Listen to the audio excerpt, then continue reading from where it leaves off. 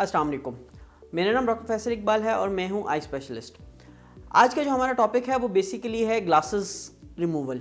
Laser surgery और glasses removal, इसका आपस में क्या लेना देना है, लेज़र सर्जरी किस तरीके से की जाती है। हमारी ये जो वीडियो होगी ये 4 सीरीज़ की वीडियो होगी। आज की जो पहली वीडियो है उसके अंदर हम एक्सप्लेन करेंगे कि लेज़र सर्जरी से पहले हम किस किस किस्म की असेसमेंट करते हैं और कौन कौन लेज़र सर्जरी करवा सकता है। दूसरी वीडियो जो होगी उसके अंदर हम एक्सप्लेन करेंगे कि PRK, trans PRK, LASIK, SMILE, Contoura Vision, ये सारी की सारी क्या चीज़ें हैं, इसके अंदर क्या डिफरेंस है, किसको क्या सिलेक्ट करना चाहिए, किसको क्या चीज़ सिलेक्ट नहीं करनी चाहिए, और उन सब की कॉस्ट में क्या डिफरेंस है और किस तरीके से उसको हम मैनेज कर सकते हैं। तीसरी जो हमारी वीडियो होगी उसके अंदर हम एक्सप्लेन करेंगे कि लेज़र कराने से पहले और लेज़र कराने के बाद आपने किस किस किस्म की एहतियात करनी है, क्या क्या परहेज़ करना है, और लेज़र कराने के दौरान आपके साथ क्या होगा। और फोर्थ जो हमारी वीडियो होगी उसके अंदर हम एक्सप्लेन करेंगे कि ये जो लेज़र सर्जरी है इसकी कॉम्प्लिकेशंस क्या हैं और हम किस तरीके से इसकी कॉम्प्लिकेशंस को रिड्यूस कर सकते हैं, और हम कैसे डिसाइड करेंगे कि कौन शख्स कैसे लेज़र सर्जरी करवा सकता है। ये तो आपको ब्रीफ समरी मैंने दे दी कि हमारी आने वाली सीरीज़ के अंदर क्या क्या होने वाला है। जो आज की हमारी वीडियो है उसके अंदर हम एक्सप्लेन करेंगे कि लेज़र सर्जरी कौन करवा सकता है, उसकी असेसमेंट या प्री रिक्विजिट्स क्या हैं, और आप कैसे जान सकते हैं कि आप एक आइडियल कैंडिडेट हैं लेज़र सर्जरी के लिए या नहीं। सबसे पहली जो चीज़ हमने देखनी है वो है एज। जो लेज़र सर्जरी के लिए हमारी रिक्वायर्ड होती है वो कम से कम 19 to 20 ईयर्स ऑफ एज होनी चाहिए। अगर इससे पहले हम करेंगे तो बेसिकली होता ये है कि आपकी आंख जो है वो अपने साइज़ के अंदर ग्रो कर रही होती है, तो जो नंबर आपका होता है वो स्टेबल नहीं होता। फॉर एग्जांपल अगर हम 16 साल की उम्र में लेज़र सर्जरी कर दें तो आपकी आंख चूँकि उसकी ग्रोथ अभी स्टेबल नहीं हुई भी, तो 19 ईयर्स और 20 ईयर्स तक आप पहुँचेंगे तो बहुत मुमकिन है, चांसेस हैं कि आपका जो नंबर है वो चेंज हो चुका हो। तो लेज़र सर्जरी उस सूरत में होती है जब हमें एक दफ़ा नंबर स्टेबल हो चुका हो। नंबर की स्टेबिलिटी ही हमारा दूसरा पॉइंट है।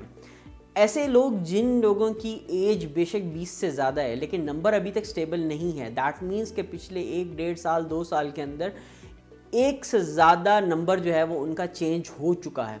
आइदर वो स्फेरिकल नंबर चेंज हो चुका हो या सिलेंड्रिकल नंबर चेंज हो चुका हो। तो स्टेबिलिटी जो है वो हमारा बेसिकली दूसरा पॉइंट है। तीसरी चीज़ जो इम्पॉर्टेंट है वो ये है कि अगर वो फीमेल है तो उनकी कोई प्रेगनेंसी, लैक्टेशन या ब्रेस्ट फीडिंग तो नहीं करा रही। प्रेगनेंसी अगर प्लानिंग में है तो या प्रेगनेंसी में है तो बहुत ज़्यादा चांसेस होता है कि जो नंबर आ रहा हो वो बाद में आने वाले टाइम में चेंज हो जाए। तो ऐसे लोग जो अपनी मैटरनिटी लीव्स के अंदर लेज़र करवाना चाहते हैं या वो अभी ब्रेस्ट फीडिंग करवा रहे हैं तो उनके लिए एक स्लाइट कॉन्ट्राइंडिकेशन होती है कि आप अभी लेज़र नहीं करवा सकते, ताकि एक दफ़ा आपका नंबर स्टेबल हो जाए, आप प्रेगनेंसी और लैक्टेशन से आउट हो जाएं तो उसके बाद फिर आपकी सर्जरी पॉसिबल होगी। फिर इसके अलावा इम्पॉर्टेंट चीज़ है कि आपकी जो लेज़र सर्जरी होनी है उससे पहले आपकी आँख के बाकी स्ट्रक्चर्स नॉर्मल हैं। स्ट्रक्चर्स की नॉर्मेलिटी के अंदर जो सबसे इम्पॉर्टेंट चीज़ आती है वो है कॉर्निया।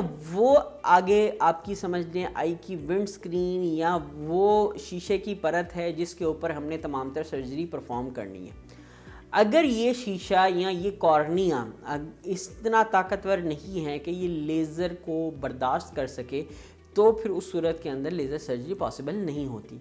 इसके अंदर हमें उसकी थिकनेस देखनी होती है, उसकी रेगुलरिटी देखनी होती है, और उसके लिए हम एक कंप्लीट कॉर्नियल टोपोग्राफी करते हैं जो कि आपको इधर नज़र आ रही है साइड के ऊपर। ये डिफरेंट किस्म के कलर्ड इसके जो है वो गोल दायरे बने हुए नज़र आते हैं इसके प्रिंट आउट के अंदर। और ये जो टेस्ट होता है वो हम लोग आइदर सर्जरी से फ़ौरन पहले या सर्जरी से कुछ देर पहले, अगर हम लोगों की प्लानिंग पहले की हो तो हम ये करवाते ज़रूर हैं।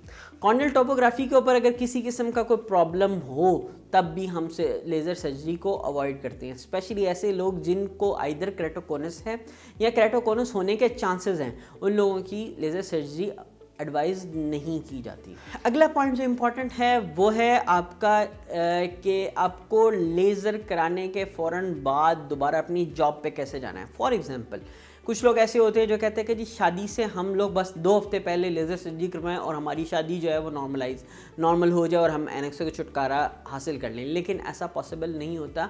हमें कम से कम 4 से 6 हफ्ते चाहिए होते हैं ताकि आपकी नज़र नॉर्मलाइज हो जाए, आप ड्रॉप्स आपके यूज़ करना ख़त्म हो चुके हों। तो इतनी एमरजेंसी में ऐसे लोगों की लेज़र सर्जरी करना मुनासिब नहीं होता।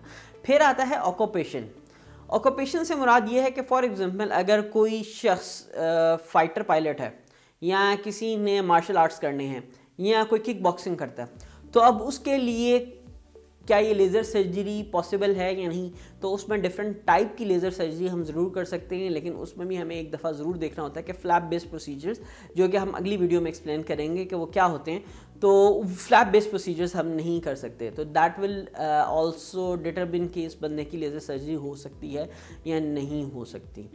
लास्ट बट नॉट लीस्ट कि अगर आपकी एक्सपेक्टेशन है कि लेज़र सर्जरी कराने के बाद मुझे उससे ज़्यादा अच्छा नज़र आना शुरू हो जाएगा जो मुझे ऐनक के साथ नज़र आ रहा है, तो यकीन मानिए कोई सुपर ह्यूमन आपकी विजन नहीं होगी, आपकी वैसी ही विजन रहेगी जैसी आपकी ऐनक के साथ होती है।